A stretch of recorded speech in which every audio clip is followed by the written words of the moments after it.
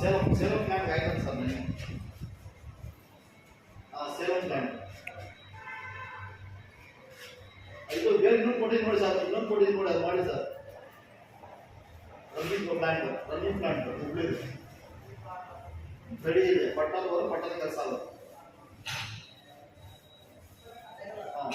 Complete ನಾವು ಪಟ್ಟು ಕಳಿಸ್ತಿಲ್ವಲ್ಲ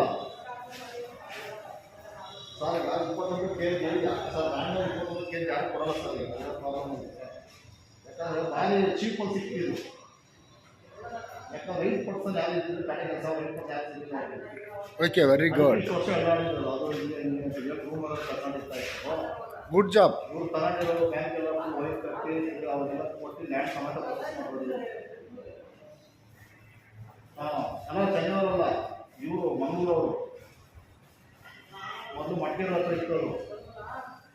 ಈ ಲ್ಯಾಂಡ್ ಸಮೇತ ಪರ್ಚೇಸ್ ಮಾಡ್ತಾರೆ. ಇವ್ರಿಗೆ ಕಾಲ್ ಫೋನ್ ಕಾಲ್ ಅವ್ರದ್ದು.